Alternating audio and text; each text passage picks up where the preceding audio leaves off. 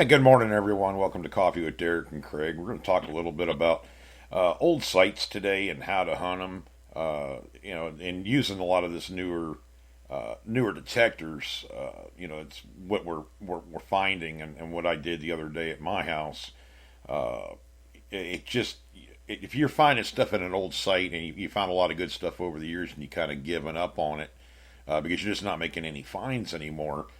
When you do go out and buy a new detector and get a chance to or whatever, take it back over there and go back over that site again, at least generally, just to see because what Craig and I have always done, we always end up finding more stuff, and it's a lot of times it's because you're changing frequencies. The kind of detector you're using may be a multi frequency machine, or it may just be a totally different frequency altogether. I'm hunting it right now. I'm hunting more of a virgin site. Nobody else has been on the site I've been on.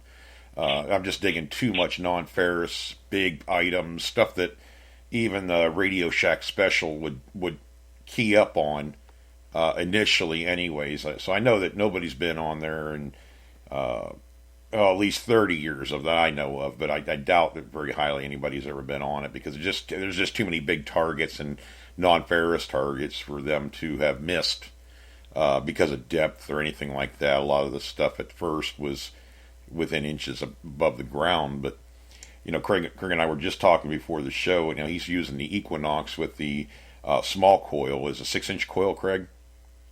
Mm-hmm. Yeah. Yeah, and I'm using a Simplex, which is a stock 11-inch coil. But the unmasking capabilities of these machines, as well, especially with me, Craig, it's really it surprised me. It's floored me because I went out yesterday and hunted for about 3 hours at that site, the old tree, the Legacy Oak tree, and I've been digging a lot of old stuff. Probably majority of it's probably between 1910 and 1930, but I am getting a lot of older stuff, probably mid 1800s. Some of them it could be even farther back. Right now I just kind of come to the conclusion, Craig. I'm just going to dig everything, and I'm not going to worry about cleaning too much stuff. I'm just going to keep it all together so I know what come from the site because I'm on a good problem to have. I'm on items, so many items that I can't keep up with cleaning them. Right now, I mean, I probably have at least 4 or 5 gallon buckets total, quantities of stuff, and some of it's bigger, some smaller. But like yesterday, I was out with the Simplex and I was hunting in field. I found that I bounced between field and coin. I even went into the beach mode once just to see what that was like. But I'm still not running full sensitivity or nothing like that. I'm like one bar from being full sensitivity. I don't see a need to go any more power to it. It's been nice and stable. But what I'm noticing, and I get a high tweak or a bump, where the VDI numbers are jumping into the 70s and 80s and right back down again. But there's a lot of iron in these holes, and I'll take a scoop out. Well, I was giving Craig an example. I'd take a scoop. I said, well, I got iron right here, and then I have a good target within 2 or 3 inches. I'm getting this high repeatable beep that's telling me it's something good, but it's not.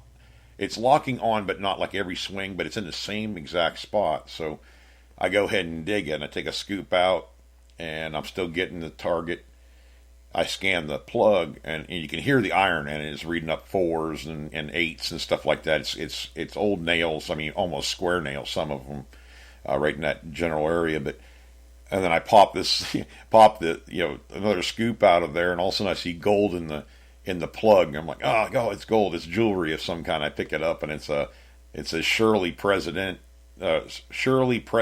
It's a suspender buckle, probably about inch or two wide and half an inch, height wise. They were popular 1880s to 1940s, something like that. The one I have actually says Shirley President on it. where the other ones after that I think said just president. So I mean, I know I can kind of date a site like that, but I knew there was iron next to it, and I said, well, okay, let's dig up the iron, get the iron out of the way, and I pull out what looks like and I'm not sure yet. It's really corroded, but it looks like a rocking horse, probably about 4 inches wide, 3 inches tall. But it's just the legs, the body, and you can see where the tail was and broke off, and the heads broke off. And I thought it was just a chunk of weird metal at first, and that's the way it goes on this site. But I got it out of the way, and of course, then all that's left is nails. And I've pulled more nails out in the last 3 times I've been out hunting with this machine with good targets than I have in a long time with other detectors. I don't know whether it's catching that high tone, and you got it with these machines like Deus and the Equinox and this. I don't even know maybe I haven't really used the CTX 3030, Craig, but I think this can be kind of applied to a lot of these other detectors to a certain extent. I think with these modern chips, you're able to achieve a speed that wasn't possible before, and right. It's kind of picking these multiple signals out. It's like you say, you hear a lot of nuances on that simplex, and I hear a ton of them on the Equinox. So they're both very fast machines with this new chips. And I saw a video. It was about a year old, I guess, and it was 3 guys. One of them had I won't tell you who they were, but one guy had an Equinox, and he got a signal, and it read, I think, 16 or 17. And the other 2 guys were really close, so one guy said, "Here, let me check it." And so he had an AT Pro, and he got it, but it wasn't a great signal. And but he could, get a repeatable on it. I don't think he was getting much of a meter reading. And then the guy with the Deus came over, and he wasn't getting it. And then he got upset and started fiddling with the controls. And then and then it was funny. There was a whole bunch of talk, in the comments, and you could tell, the Deus people weren't happy with with the results of that. But right. From what I was seeing, a lot of people said that's the kind of results they had. They had both the Equinox and the Deus, but the thing is that the Deus is an older machine. It's 6 or 7 years old now. Mm-hmm. So the chips aren't the modern chips. I mean, look at the cell phones. How every year the chips they're going into neuro chips that are modeled after the brain, and they're getting artificial intelligence chips that kind of guess and figure out what's going on in the phones. I mean, some of them are going 1 trillion processes in 1 second. It's unheard of. I mean, how 1 trillion different processes is right. This thing is figuring out in 1 second. I mean, it's just incredible. So just think what it's going to be in a couple years. I mean, what are they going to be able to do with the chips in a couple years? No, exactly. I mean, the way that it's pulling, and we talk, like I said, we talk about 10 minutes before the show every morning that we do this show, and we were just talking about how some of these machines almost seem like they're keying on not only the signal from the target. It's almost like they're looking at the size of a surface area of targets. I had a solid 91, 92 on this simplex all day long. I mean, just locked right on. I'm like, okay, this has got to be silver. This is just, or zinc, like the zinc lids. But it's locking on so hard to the thing, and I get it out, and I still haven't figured out what kind of metal it is, but it's not a coin. I thought it really for sure was going to be like a quarter size target. But when it popped out of the hole, it was, and I reached out. Oh, okay, it's a coin. I reached down there and pick it up, and it's the same size as a quarter. It's thicker, and I don't know if it's melted or if it's. I just haven't figured out what it is, Craig. Everything comes out of there so encrusted and stuff. It's not a coin for sure, but at any rate, it's almost like it picked up the size of it. And I'm digging this stuff in with iron, and we're not talking 2 and 3 inches deep. I mean, we're talking, like the buckle. The buckle was 8 inches at least. Every scoop I do is at least, we'll say 6 to 8 inches on a plug at one time. So I can pop that out. If it's still in the bottom of the hole, which the pinpoint works great on the thing. I've actually started using that a lot more to pick out several different targets in a hole. I can kind of turn the coil, get it down into the hole a little bit because I use a bigger shovel, and I can kind of pick, okay, it's in the sidewall or it's here and there. That's one thing I did notice with it is that I may pinpoint it right in one spot here, but because there is multiple targets, how is that affecting the signal coming off of the good target? Because you have mixed iron and non-ferrous items together, it may throw a weird VDI, but if it's a repeatable signal in the same spot, even if you don't get it on every swing, I say dig it. Where it used to be, 5 years ago, just walk, it's junk. I mean, if you it had to have a certain amount of modulation, a certain whatever, to dig something like that and not walk on it.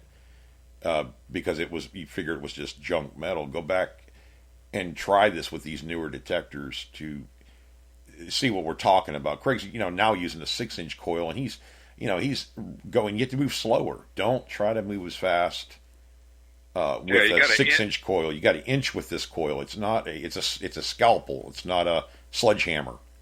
So.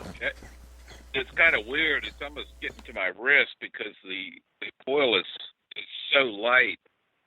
It's like it's not supporting, normally with the heavier coil, the 11-inch coil, the coil supports the machine when you're swinging along the ground, whereas this little tiny coil is so light, you got to almost hold it down on the ground.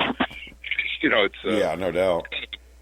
Different way of hunting, but I'm a slow hunter anyway, but what I'm doing is I'm just basically inching back and forth. I'm swinging maybe 6 or 8 inch swing, at the most. Right. And just listening, and a lot of times I'm catching, something right, next to pieces of iron. I found that the little coil doesn't seem to be as reactive to hot rocks as the bigger coil, but it also doesn't seem to discriminate iron quite as well. But that's okay as far as I'm concerned.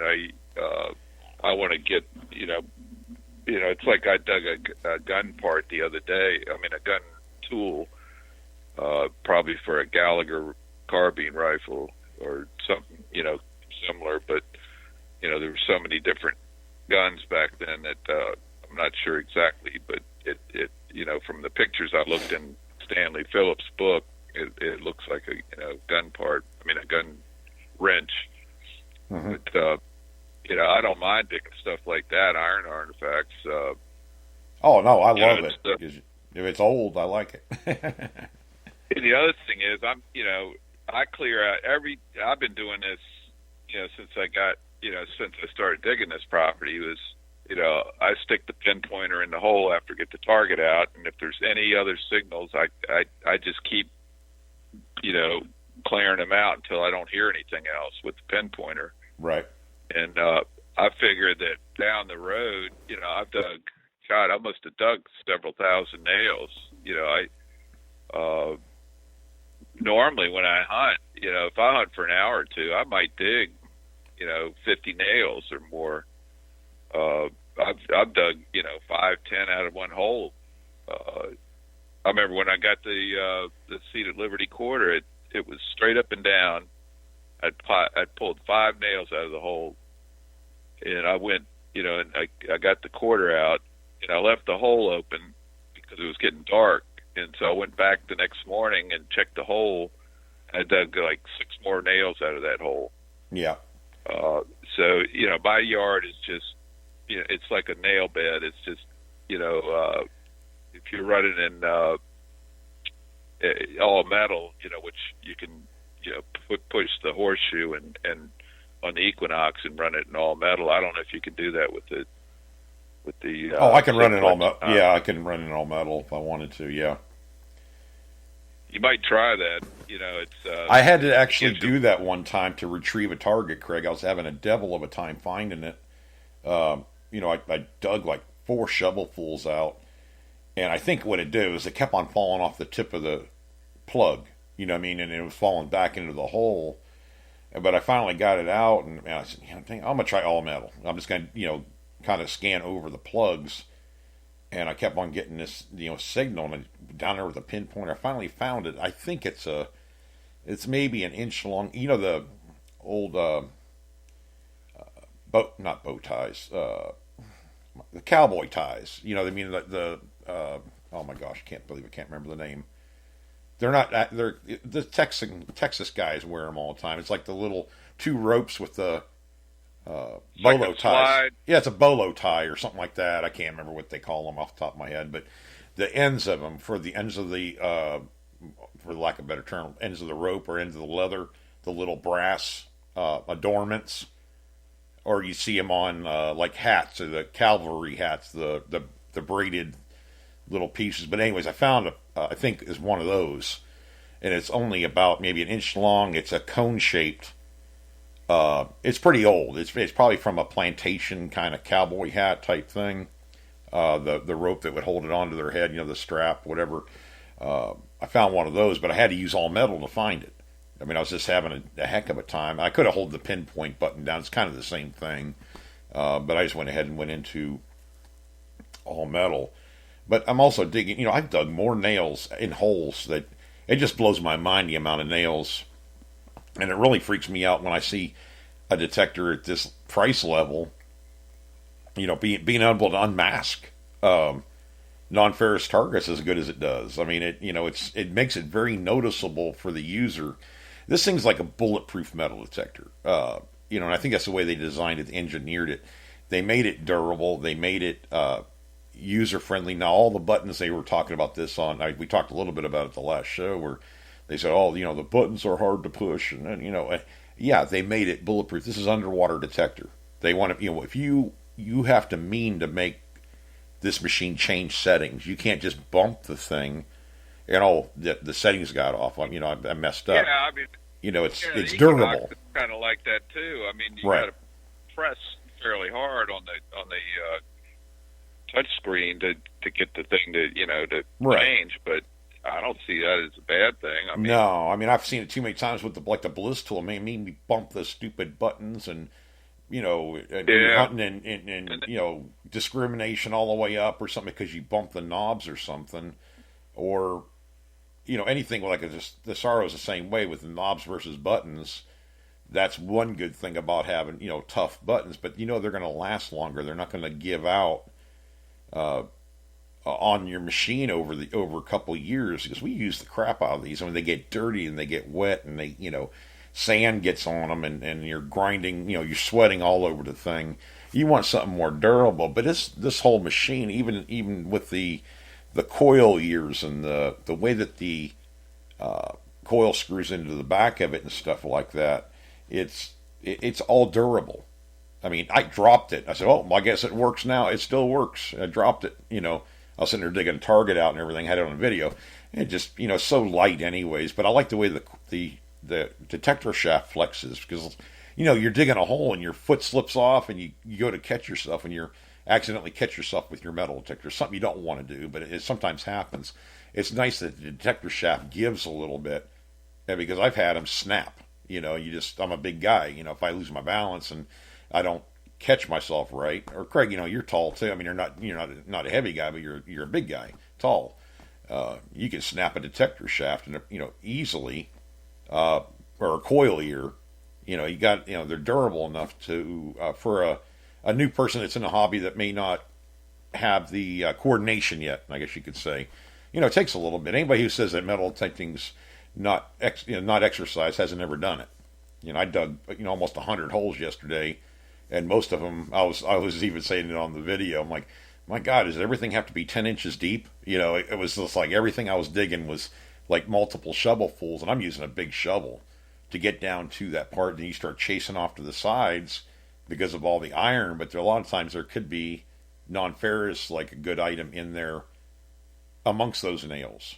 An additional targets, and that's how I'm ending up with everything. It's like, God, if it gives me a higher pitch beep, and it's modulated a little bit and it's in the same spot, even if it's not on every swing, I just dig it. I mean, it's got to be something in there, and most of the time there is. But I probably got 35, 40 nails just yesterday, but they were all in with good targets. So same with the 6-inch coil. I'm sure, Craig, that thing is like a scalpel, man. You just kind of get right in there.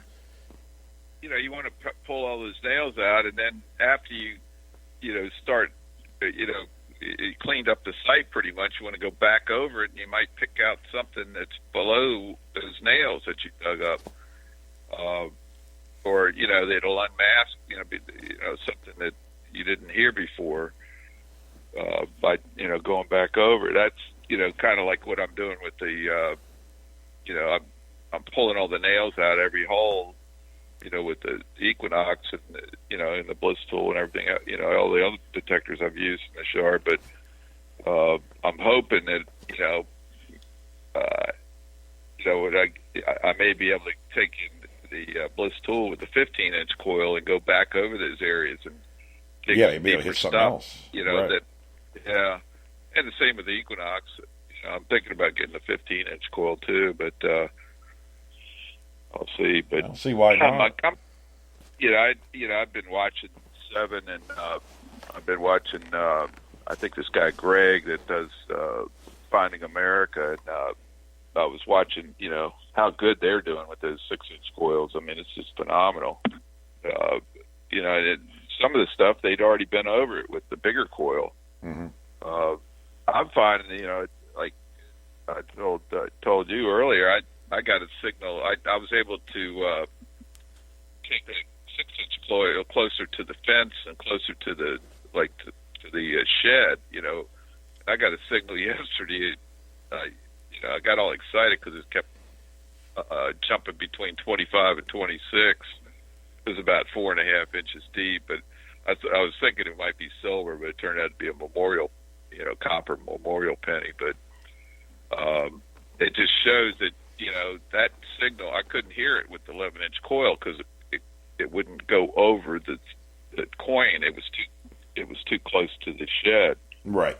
But the 6-inch coil went right over top of it, and picked it right out. So, and that's what they're used for. They're sniper coils. They're, to get in there and get that stuff that a bigger coil just can't. When you get too many items underneath an 11-inch coil, I mean, it only can read one at a time unless they're just far enough apart where you can get them. It's catching pieces of whatever's in the ground because you got nails all over the place.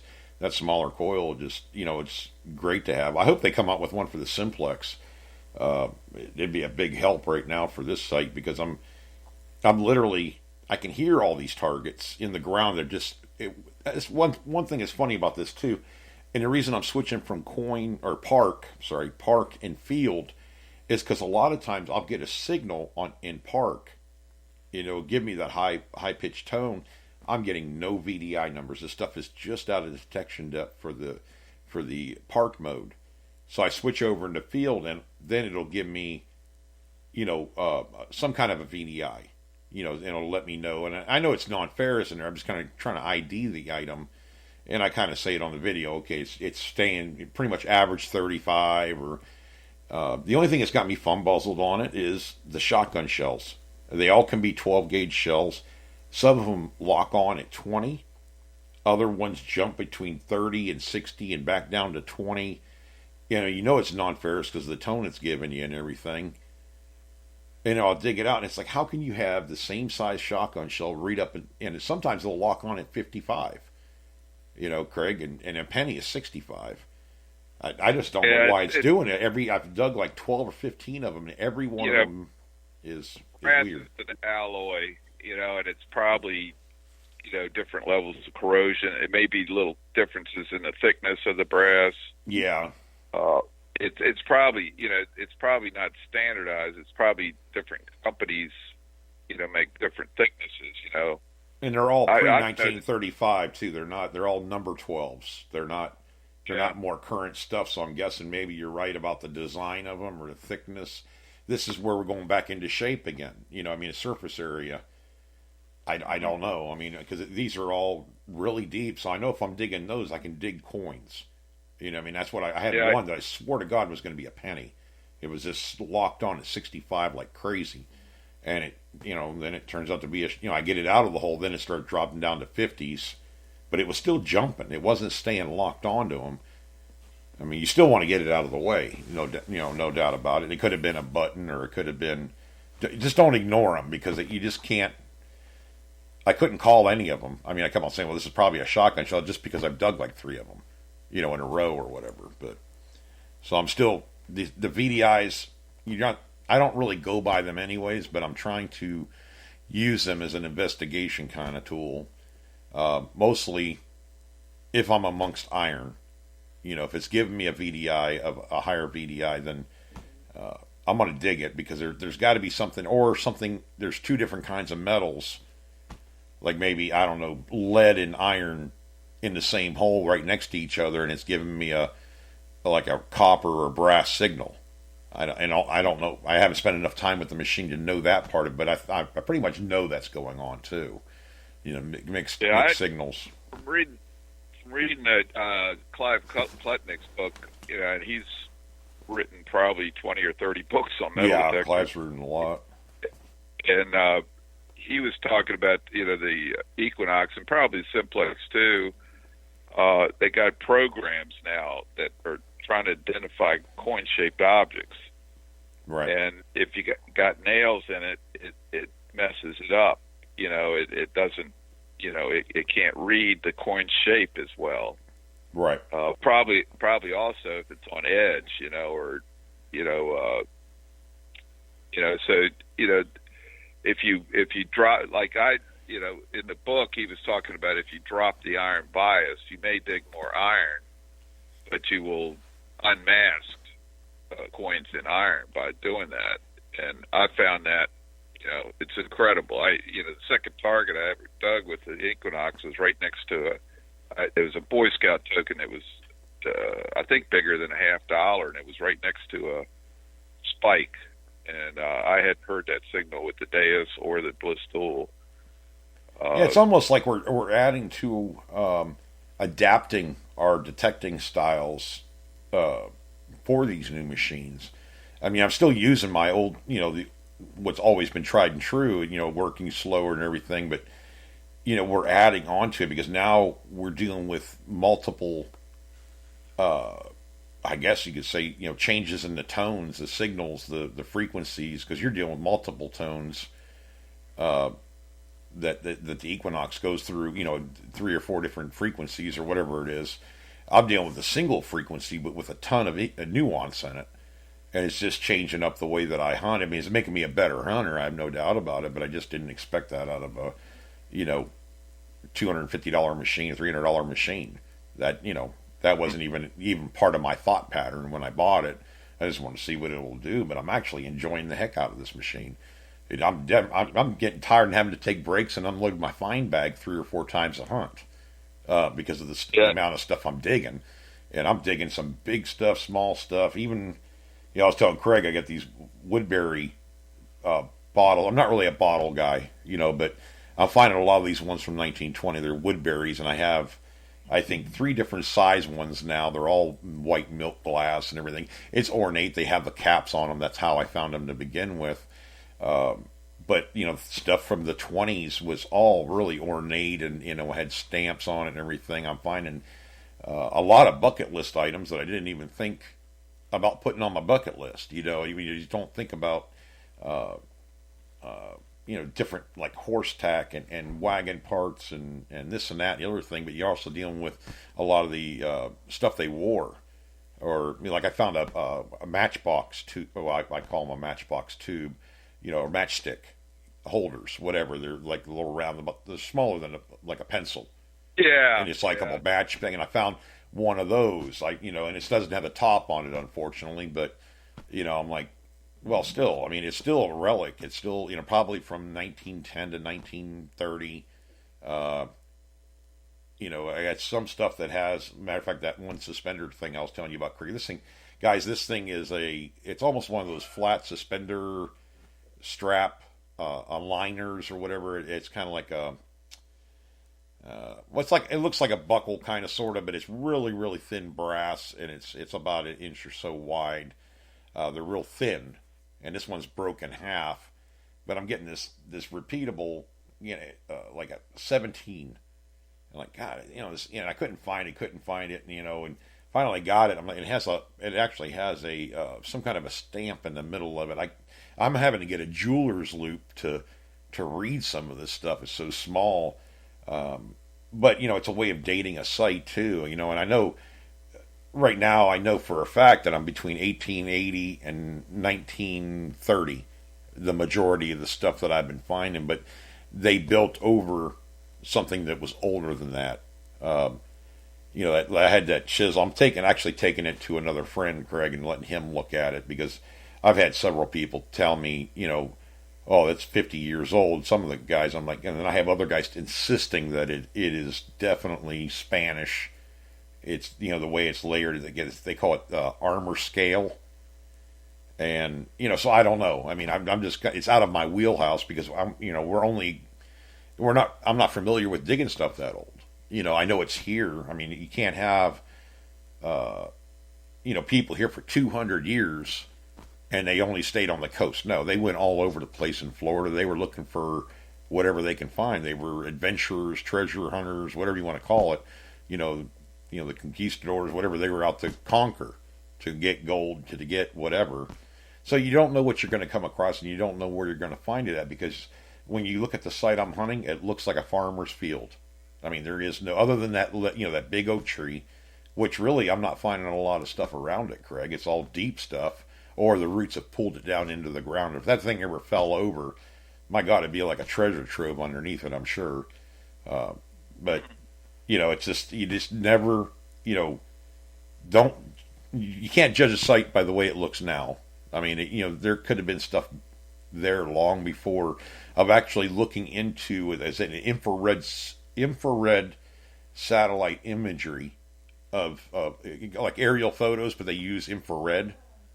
They're finding, and I was watching a couple of different shows with this, that they're actually able to see kind of in the ground, so to speak, using this infrared radar, not LiDAR.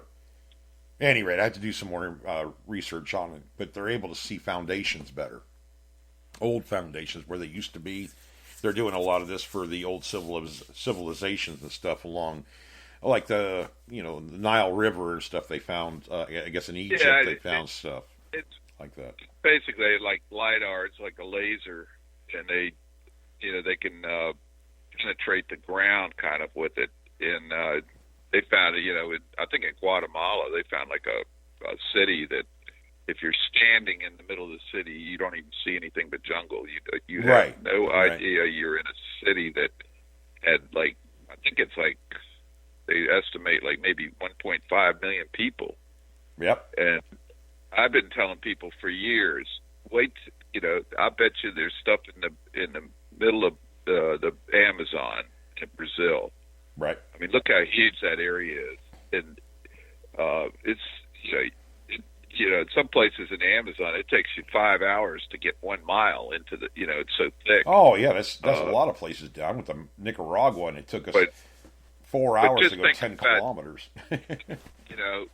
Several thousand years ago, it might have, been more moderate, and not as, it might have been more clear, and there might have been cities in there.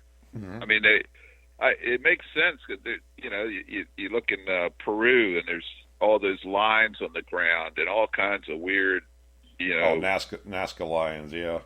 Yeah, I mean, that is a weird place. There's something going on there. I mean, the technology to make those lines is pretty incredible. It's almost like an advanced civilization did it. But A lot of this new technology that's when coming out. Oh, go ahead. I mean, why wouldn't South America have all the same stuff as the other continents? I mean, man went all over the whole planet, and we don't know half the stuff. It's amazing. We've always been explorers and everything. We've always done that. Look, as a civilization. My lifetime, look at all the discoveries we made, with science and outer space and different civilizations now. I mean, I remember when I was a kid, they said that Neanderthals were, basically apes. They couldn't talk. They were just dumb. Turns out they were just as smart as we were. They were, more robust, but, we actually have their DNA in us. Yep. So, they weren't stupid. I mean, they survived for, 100,000 years or more. I mean, who knows? I mean, they obviously weren't stupid. But one thing is they were about twice as 2 to 3 times stronger than we were because they were more, muscular than I think than the humans are now. I think humans now are more, we were probably faster, could run faster than those bigger guys, the Neanderthals. But,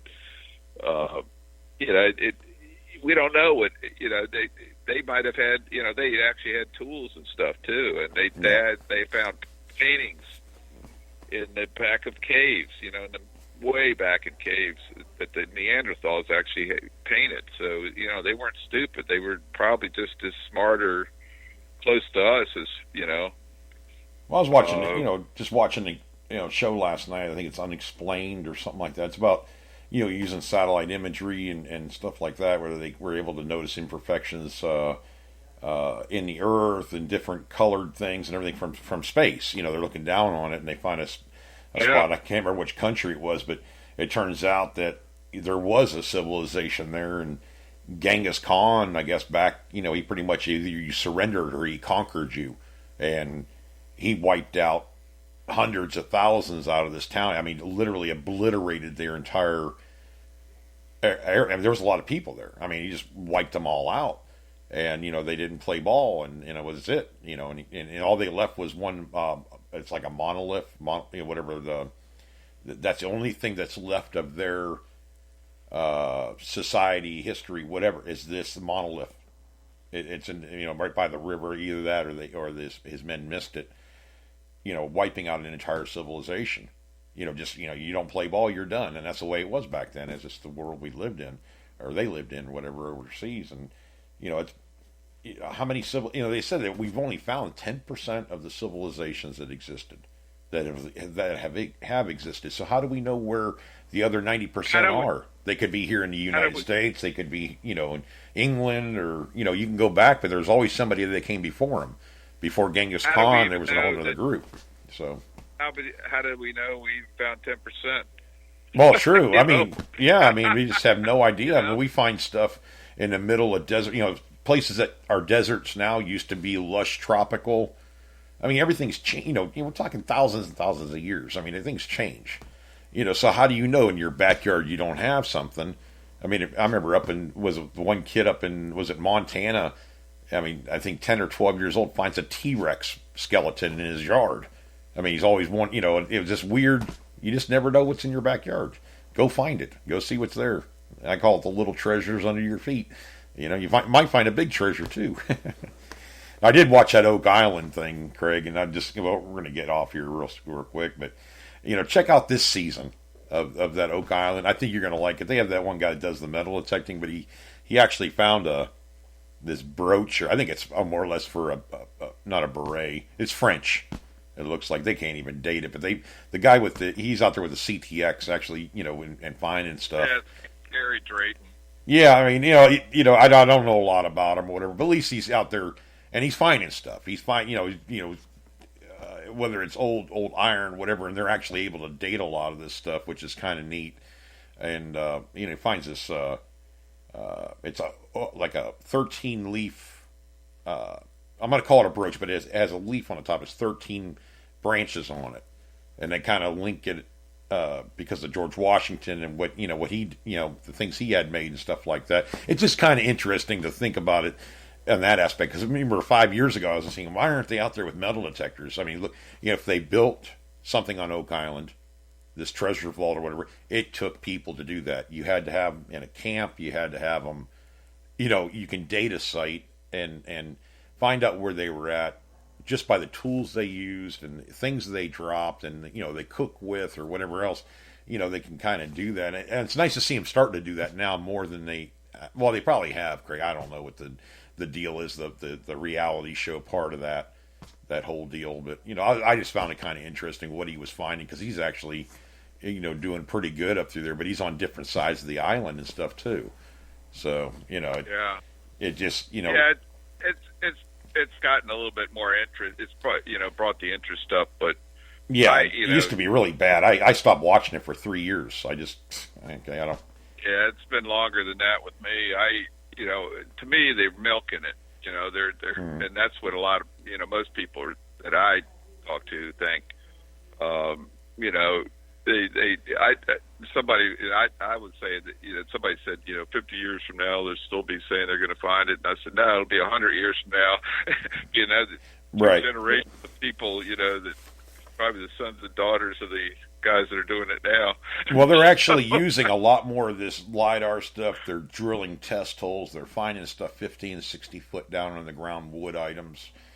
They're opening it up for the scientific part of it, or exploration part of it. They're putting up these like mobile dams now. Where it's like it's like a big tube, whatever. It's like some kind of a dam. They're gonna dam off this part of the swamp.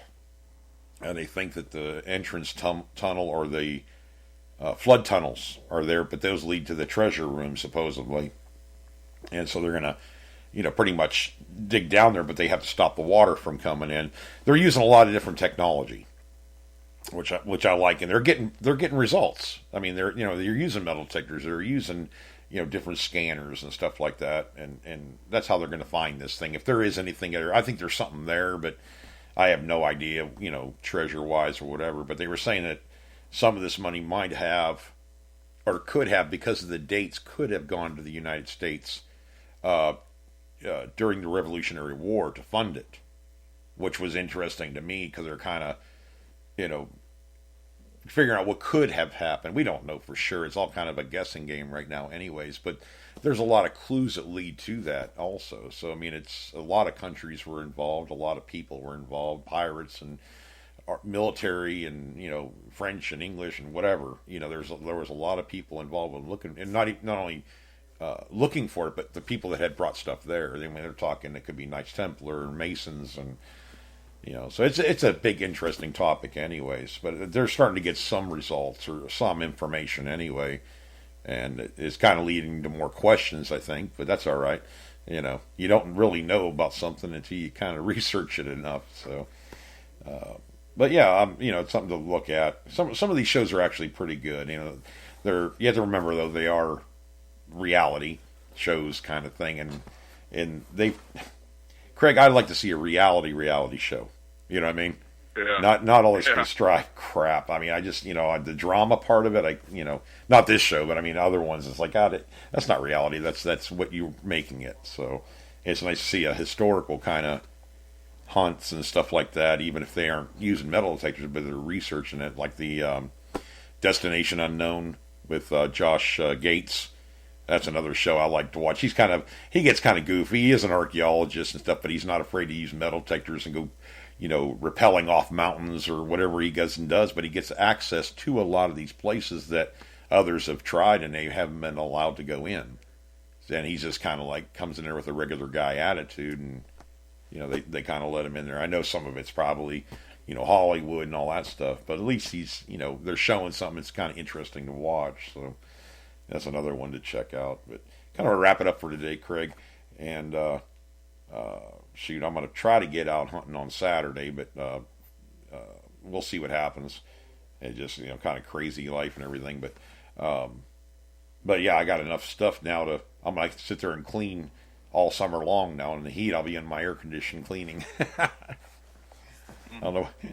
I don't know what else to do with it. I got, Pauline goes, God, how much stuff have you got in the back of the truck? I said, I got so much stuff back there. She goes, I guess you just follow your own rule, don't you? I said, what? She goes, dig everything. I said, yeah, dig everything because you never know what it might be. I damn sure don't. I pull this stuff out of the ground. Well, yeah, I mean, I just don't know what it is. So, it's like the Hoover boys. They dig it all, take the trash with you, and fill your holes in. yep. Because all holes matter. So, and you watch those guys, and they show the trash that they dig, between them in one day, and they got like a whole basket full of trash usually. You better, if they ever come down to hunt with me, they better bring a big old truck with them, because I tell you what, if I'm digging this much stuff and I know how they dig, my goodness. And the landowner, John, he's like, I can't believe all that stuff come out of my pasture. Oh my, where are you finding this stuff? I said, I'm finding it everywhere. He goes, but these are big pieces. I said, yeah, big wood burner pieces and this. He goes, I just can't believe my pasture is that junky. I said, well, that's why there's so many dig holes everywhere. But I said, I fill them in. He goes, no, it looks fine. It's no big deal. He goes, I can't even plow that thing because there's so much rock in there, big boulders and stuff. He goes, my gosh, there's a lot of metal. I said, yeah, I'm finding lead. I'm finding, copper and brass and cast iron. He's like, I said, is it all right? He said, yeah, just keep on digging. As a matter of fact, I got some more for you. I found another axe head, he said, and he's going to give it to me. He goes, you can just have all this stuff, because I just think it's so neat, but it's scary how much iron's out there. I said, yeah, there's a ton of it. So, so I'm doing the landowner some good too. He has a lot of cattle and stuff, and I started digging those sharp cast iron pieces, and some of them were sticking out of the ground a little bit. You don't want to lose a, 800 or 900 pound cow or something lays down and gets stabbed with that thing, and vet bills and all that antibiotics and everything else you got to give it. I'm sure that it hasn't happened to him, but I'm sure it's happened in the past, because some of this stuff will, heck, if I stepped on it, it'd probably go right through my boot. It's not not dull by any means. So yeah, doing a little bit of good for him and me both. So. But I guess we'll wrap it up now. We'll do our Saturday night show, 8 p.m. Eastern time on Saturday night. Our traditional, hour, 2 hour long show, whatever it is, talking about metal detecting, or any topic. We kind of go on and on. But feel free to call in. I'll put the call-in number up there. A lot of you guys, some of you new listeners and stuff may not have that. But it's always, open door, open phone, whatever you guys want to call in, you can feel free to do that. And, bring up a topic you want to talk about, or what maybe you want some information, and we'll go from there. So be sure to like and follow the show, guys. Check out the other ones too, like Relics Radio and stuff with Mark Hoover and Loy and Tennessee Jeff and everything. All Metal Mode, and then of course Beyond Sight and Sound with Josh Kimmel. Check them all out on Spreaker.com or iHeartRadio, Spotify. We're all over the place. So show your love and show support. We'll talk to you guys on Saturday night. Catch you later.